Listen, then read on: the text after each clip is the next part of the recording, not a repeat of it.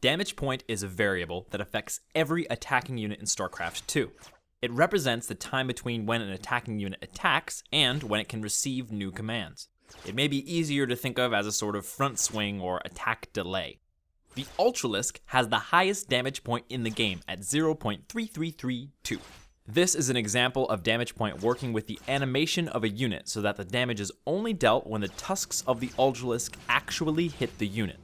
This high damage point gives the Ultralisk a distinct sluggish feel that acts not only as a weakness of the unit in gameplay, but adds to its character as this massively powerful but slow unit. In contrast, the Mutalisk has a damage point of 0. This means that there is practically no delay between when the Mutalisk is told to attack and when it could take another action, such as a move command. Simply put, damage point is a variable that affects how agile and responsive a unit feels. Currently, damage point for approximately 75% of all attacking units is set to 0.167, the default value. It can be very clearly seen on the Viking as it looks at the unit for a while before firing. It's like, "Shit guys, we got the missiles, they are coming, fire our shit! But I'm left tired. Well, have a nap, then fire the missiles!" a high damage point for an Ultralisk may make a lot of sense, but for the majority of units, damage point could be lowered to 0 to allow for a sharper, more responsive feel across the board.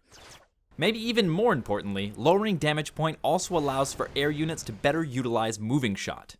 Moving Shot is a micro technique that takes advantage of an air unit's deceleration time.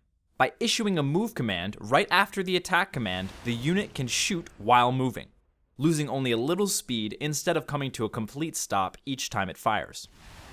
This image illustrates how damage point cuts into a unit's ability to execute an attack and maintain speed. By removing damage point and potentially reducing rotation time for units that are intended to feel more agile, Moving Shot becomes more useful. This allows players the opportunity to be rewarded for paying close attention to and controlling their units, making each attacking air unit scale more in power with skill.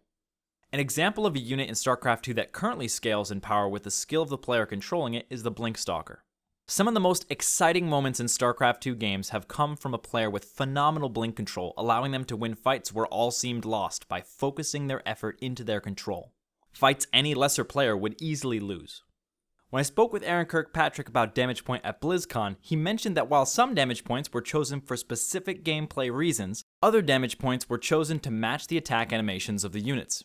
This is why currently, the Hydralisk has a different damage point when using its melee attack than when using its ranged attack. Lowering the damage points of units like these would create strange, non-intuitive scenarios where the damage would be dealt before the attack animation finished.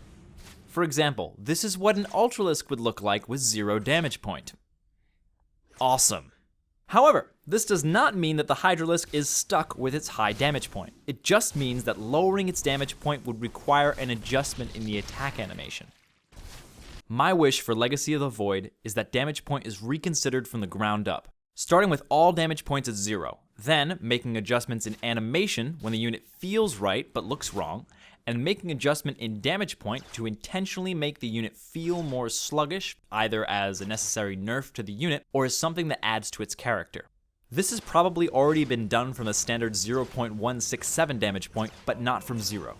A responsive unit ought to be the rule, not the exception. But currently in Starcraft 2, the opposite is true. Making 0 damage point the default value and then making specific exceptions from that point will increase the capacity for visually apparent micro, give players more opportunities to differentiate their skill in a way that spectators can intuitively appreciate, and make gameplay in Starcraft 2 feel better for everyone.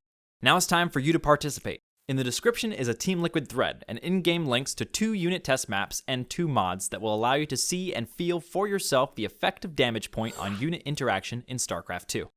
The first 2 are called 0 Damage Point and 0 Damage Point Mod. In these, all units, even the mighty Ultralisk, have 0 damage point. It is very important to keep in mind that the animations can be adjusted to match the damage point so it won't look so strange. The important part to take note of here is the feeling of the unit. Who knows, maybe you'll really enjoy and hope for 0 damage point across the board after trying it out. The second 2 are called Delayed Damage Point and Delayed Damage Point Mod. In these, all units have 0.7 damage point. That's more than 2 times greater than the current damage point of the Ultralisk. This is helpful for people having a more difficult time noticing the difference between 0 and 0.167 damage point. It's also moderately silly. The purpose of this discussion is to come up with more specific examples and reasons why certain units ought to have a lower damage point, or a higher one. To begin with, I personally think that all air units ought to have a damage point of 0 to enable moving shot. The Hydralisk ought to have 0 damage point for both its melee and its ranged attacks, as it is a low hit point light unit, which in my opinion ought to feel more agile. Finally, all other units currently at or below the standard 0.167 damage point ought to have 0 damage point, making a responsive unit the standard in Starcraft 2. Keep in mind that lowering damage point is a buff to a unit, while raising damage point is a nerf. Because of this, it may be necessary to tweak a few stats to compensate. Overall, what this does is make the unit slightly stronger for players with good control and slightly weaker for players with poor control. I want to give a big thanks to Lelouch and December's Calm for helping me understand this variable and its effects on the game. My name is JaKaTaK, and as always, thanks for watching. If you have an idea for a video you would like me to do, please leave it with any questions, comments, criticisms, concerns, or anything beginning with letter C in the comment section below, and I'll see you again soon.